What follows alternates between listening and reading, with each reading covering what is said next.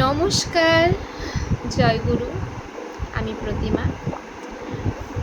তো আজকে আবারও শ্রী শ্রী অনুকূলচন্দ্র ঠাকুরের নারীনীতি বইটি আমি কিছুটা অংশ আপনাদের পাঠ করে শুনিয়েছি।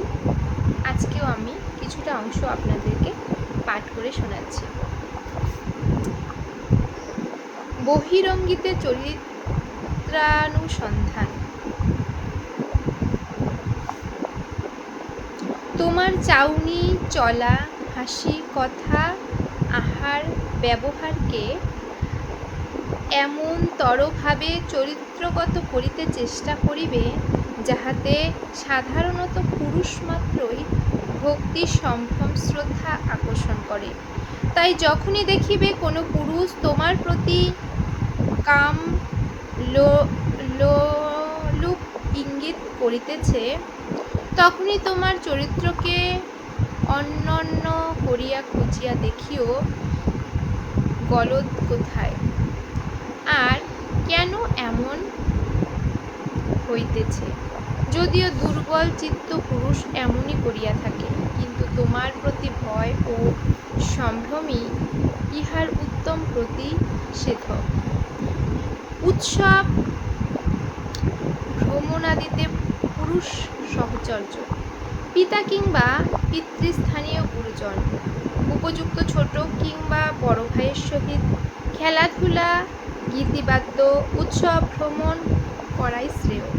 ইহাতে কুমারীদের বিপদপাতের সম্ভাবনা কমই ঘটিয়া থাকে। তুমি পারো তো এমনভাবে চলিও।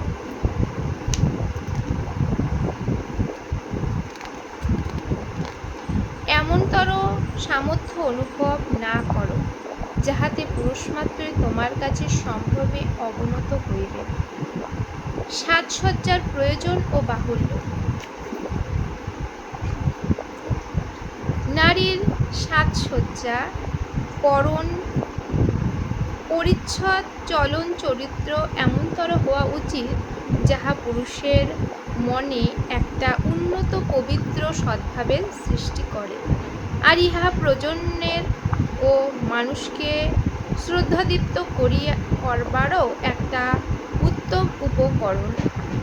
ইহার বহুলতায় বাহুল্যকেই ডাকিয়া আনিবে। সাবধান হও। গুপ্ত পুরুষাকাঙ্ক্ষা। যখন দেখিবে পুরুষ সংস্রব তোমার ভালো লাগিতেছে, অজ্ঞাতসারে কেমন করিয়া পুরুষের ভিতর যাইয়া আলাপ আলোচনায় প্রবৃত্ত হইতেছে বুঝিও। পুরুষাকাঙ্ক্ষা জ্ঞাতসারেই হোক আর অজ্ঞাতসারেই হোক, তোমার ভিতর মাথা তোলা দিয়েছে।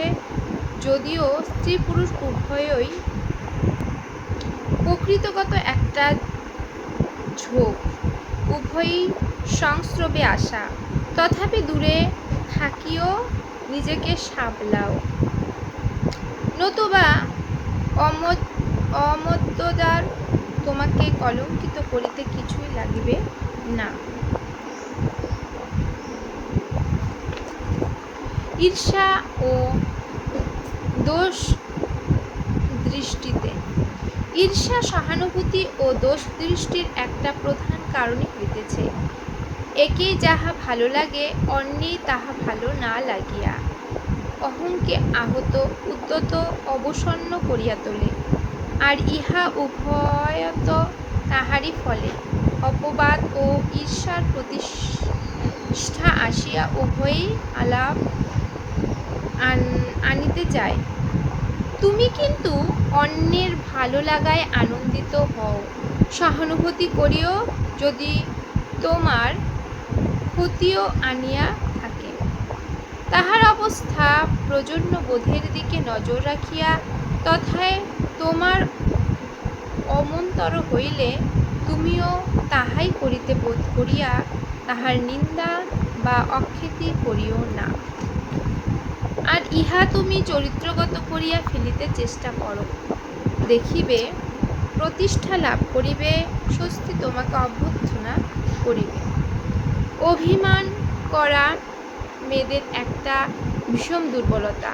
মানুষের চাহিদা যখন ব্যাহত হয়, অহং তখন নিচু হইয়া নিহতা অবলম্বন করিয়া আফসোসে মাথা গোঁজা দেয়।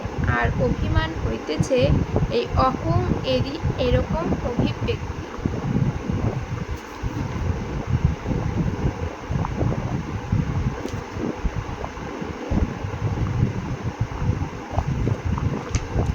তাই অভিমানের সহজ সহচরই হইতেছে ঈর্ষা, আক্রোশ ও অন্যজ্য দুঃখের বগবগানি। অল্প কারণকে অনেক করিয়া বোধ করিয়া যাহাতে মুহ্যমান হওয়া, রোগেচ্ছা ও অপরিচ্ছন্ন ও কুৎসিত থাকার চিন্তা, সাবধান হও, ইহা তোমাকে জাহান্নামে লইবার প্রকৃত বন্ধু।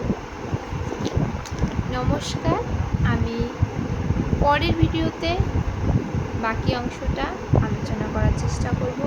সবাইকে জয় গুরু, ভালো থাকবেন।